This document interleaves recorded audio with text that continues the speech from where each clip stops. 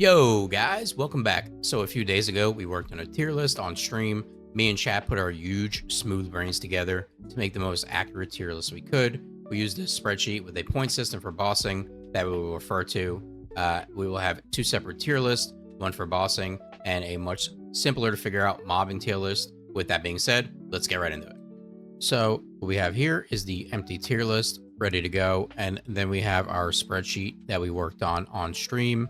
The first thing I would like to state is that we have classified some descendants as support, and those would be Ajax, Luna, and Eugen.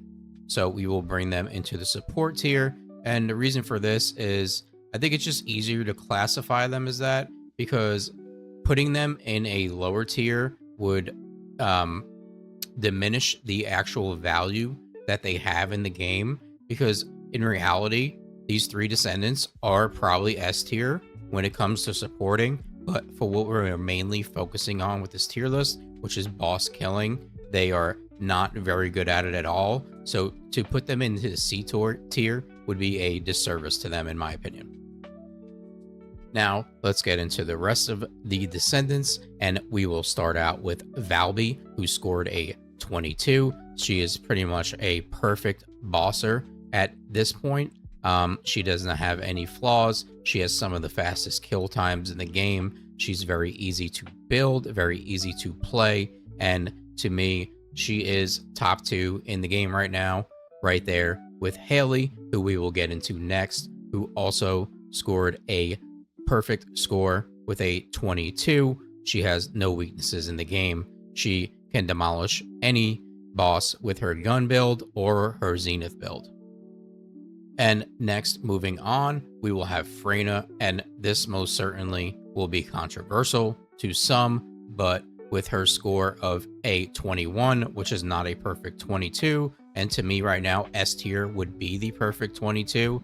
Freyna is going to go in the A tier with her 21, and of course, her biggest weakness is Infernal Walker. She does not do very well against him. If you want to solo Infernal Walker on her, you're looking at a 5 to 6 minute fight.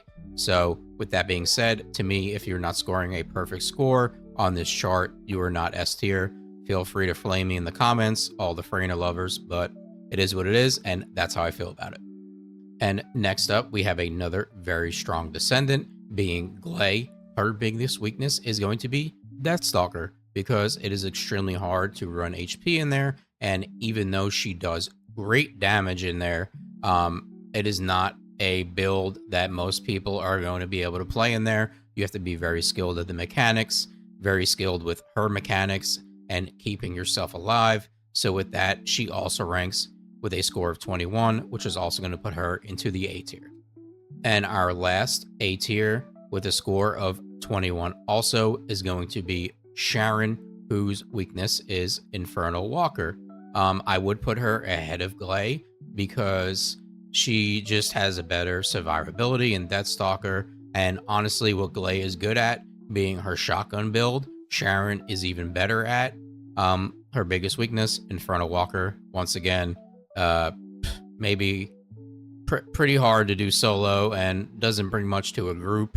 But that's just the way the boss is. So other than that, she is definitely a top tier descendant.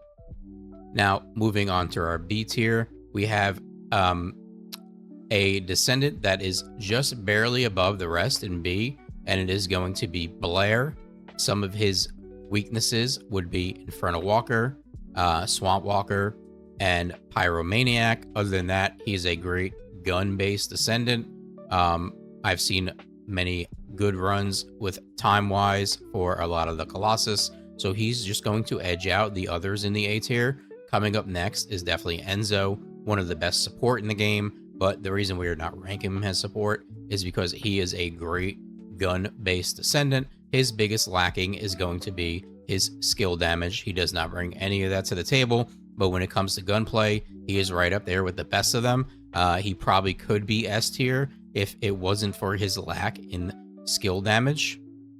And next up on the list, we will have Lepic, who is kind of just good at one thing and not really good at anything else when it comes to bossing. His biggest weakness is going to be Molten Fortress. Deathstalker, he really doesn't bring much to the table, being that's a gun-based Colossus fight. And Infernal Walker, well, I'm sure we can all figure that one out. He brings absolutely nothing to the table. After that, we're going to have Kyle. Now, some may say I have Kyle ranked a little low because my biggest weakness I see with Kyle is going to be Infernal Walker, which is absolutely true. Deathstalker, even though the quickest Deathstalker run is with a Luna and 5 Kyles, it's a 5-second run. That is a very, very niche type of run. We're not going to see that in pubs. You're not going to see a 5-second Deathstalker in pubs with Kyle. You're not going to spawn into a Deathstalker with Kyle and see 2 other ones and a Luna, and you're running that build. And now we're going to get into the C tier, which is basically going to be 17 total score and below. And we will start with Viessa, who is at a 16 score, and she's right at the top of the C tier. I would say similar to Lepic. She's very strong with a certain thing, and with the rest, really not much going on for her. After that, we have Keelan, who is actually decently good at bossing. After doing some research on YouTube, we actually found some interesting Keelan gameplay. I believe it was 4-minute Infernal Walker solo with Keelan. So maybe better than some are thinking when built right and when played right. So Keelan's going to come in right after Viessa in the C tier. And next up, we will have SMO, followed by Bunny. I would say they are pretty similar in their strength against bosses. Not much of a difference with what their score comes out to. And as for the last one, we're going to have Jaber, and obviously he is at the bottom of the list. He really does not have much going on for him. Hopefully the rework can really work out for him. Other than that, he's pretty much hopeless. So this is what me and Stream came up. We collaborated for some Descendants that some of us maybe didn't have experience on. We went onto YouTube and did some research trying to find some speedrunners that have good runs, or maybe not even speedrunners, just players who specialize in these characters. So we did put research into what we were doing. We didn't just pull this out of our ass. I understand that some people might not agree, especially with the Freyna location, but to me, S tier right now is going to be a perfect score of 22, and only Haley and Valby are able to achieve that. Obviously, this list is going to change with the new Colossus Defiler coming out and Infernal Walker leaving the playlist, but for now, this is how I see it. And now let's get into the mobbing tier list, and this really isn't going to take too long. It's pretty simple to know this. Freyna and Bunny are S tier. Nobody else is. I'm sorry, but it's not that close. People say that, some of the other Descendants can do just as well, but in reality, it's not close right now. These two are S tier, and it's by a good distance. Yes, the other ones are good at what they do, but they do not compare. Bunny's speed and Freyna's just room clearing ability are way above everyone else. After that, we can put Sharon in the A tier. Both of her builds for a mob clearing are very good, and I would put Viessa pretty much neck and neck with her. Next up, and this might surprise some people, but we are going to go with Keelan. When built right, when built well, he is able to clear rooms and move fast very effectively and do pretty good boss damage at the end of dungeons. Nothing crazy, that's probably his biggest lacking, but he's quick and he does good enough damage to the mobs to clear.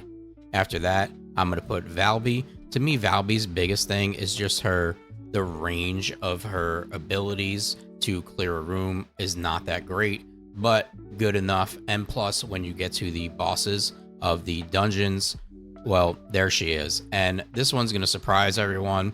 Lepic is going to be right here. Lepic's support mobbing build with his suck. You don't even have to build into any damage if you're playing with a group and you're bringing that suck ability. We've seen it on my stream. I've run it a bunch of times, and a lot of other streamers I know run it, like Denny's and Lambo. This suck ability is insane, and to me, this makes him a top tier mobber.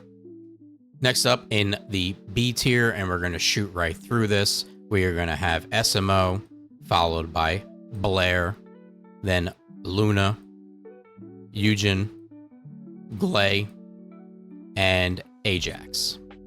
I would say they are pretty much equal. They all have good mobbing builds, but not good enough to make it into A tier, obviously, but good enough to clear content. But if they are running with Descendants that are above them in tiers, they're pretty much going to get gapped. There's really not much they can do.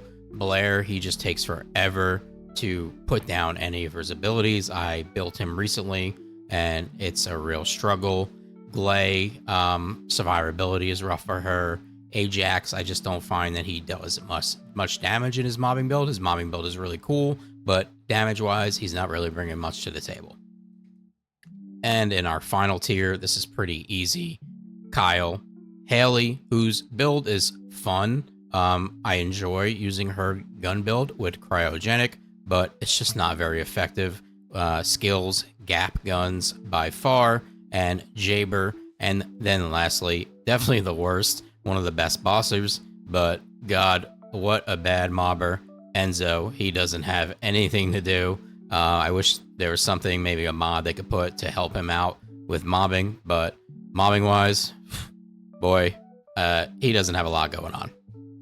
And that covers the tier list. I hope you guys enjoyed something like this. I look forward to doing more of them in the future. Let me know in the comments how you feel about the list. Look forward to reading all of that. Like and subscribe is appreciated. Thanks, guys. Peace.